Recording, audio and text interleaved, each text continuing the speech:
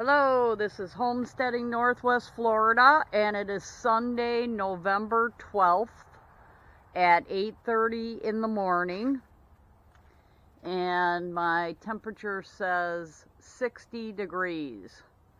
And I kind of know, I looked back where I'm from, it is 43 degrees. So what is that? 17 degree temperature difference. And it just rained, so thank God. It's like the drought is over, the extreme drought that we had. We didn't get any rain for about 2 months. The gardenia, I think I was going to try to take some clippings and plant them that are growing out of the bottom here. I don't know why that's happening. But we have a lot of bok choy seeds that I have been harvesting. I just put them in paper bags and they dry out. And what happens with the roses is they get like a winter foliage. You know, all this foliage was off at the bottom of the rose bushes, and they put on a new foliage that's more cold tolerant. No blooms right now though, but maybe if we get some decent sunny weather, which we're actually supposed to this weekend after these rains come through. But we have been getting real rain. I haven't had to water for like about, for a couple days here now. It's been raining. And this is how much rain we got. I'd say we got about an inch yesterday into today. It might rain more. It's great for my lettuce here to get some real precipitation. And lettuce is a cold season crop anyhow, so it's going good. There's the lettuce. A lot of bok choy. I think this is a flat leaf spinach, this right here. But I'm going to be harvesting today and getting back on my diet, superfoods diet. Here's another bunch of lettuce, bok choy. And here's my Mexican milkweed, which I did grab a couple pods that flew open. There's a pod.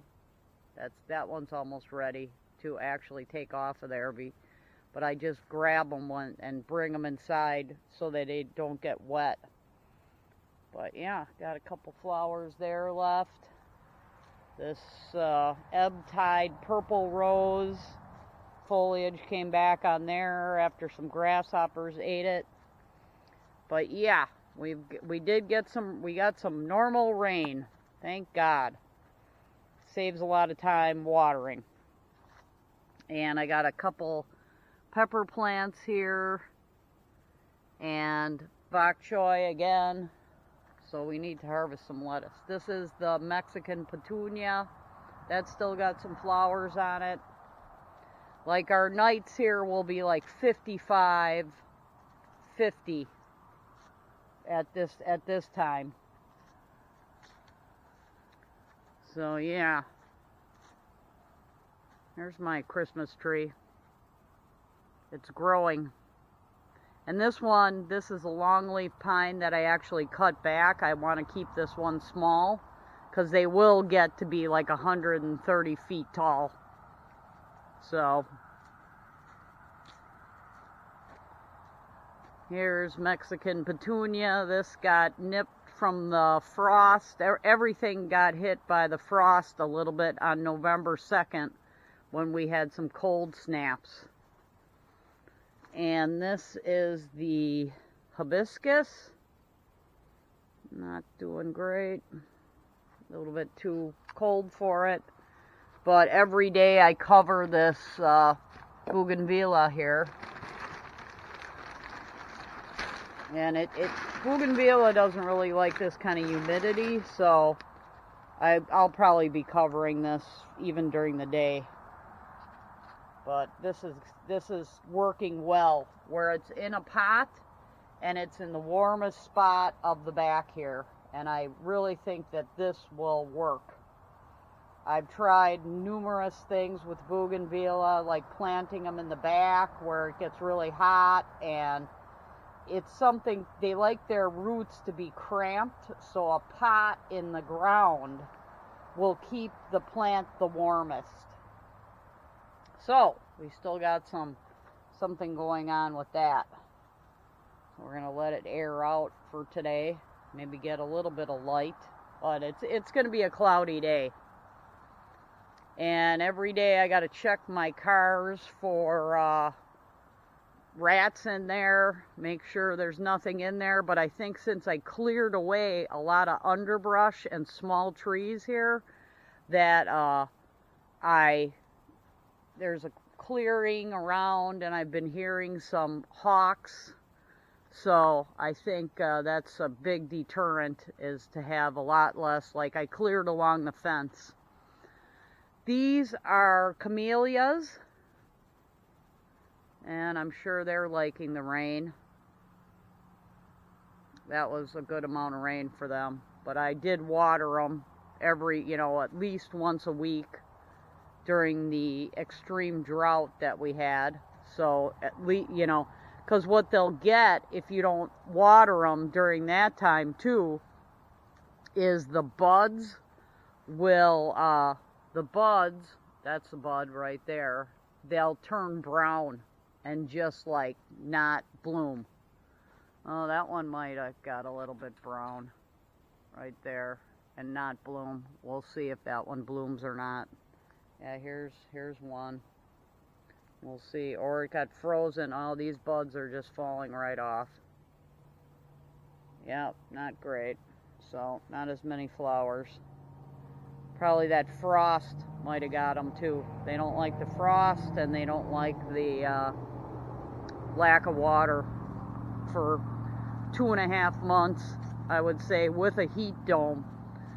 But I think the clearing along the fence, I have 1,000 blue morning glory seeds I ordered, and I think I'm going to put them out because they do well.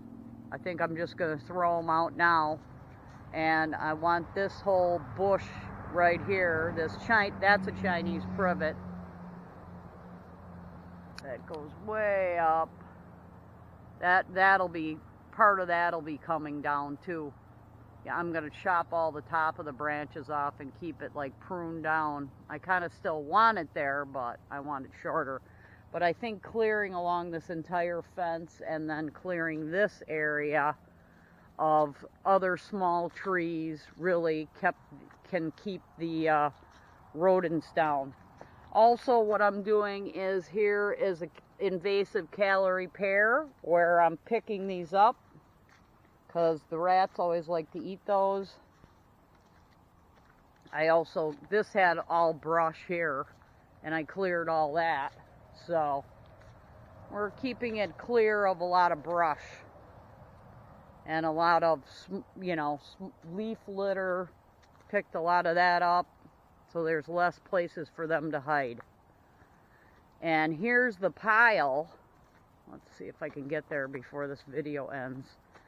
I have a pile to burn of the brush that I removed to thin it out. I think the hawks and the eagles, this Chinese privet is an invasive tree. Here's another one. And it just makes like a canopy. And the hawks, the native hawks and birds and owls cannot hunt through this thick type of tree. I mean, when you cut one down, the branches are really annoying.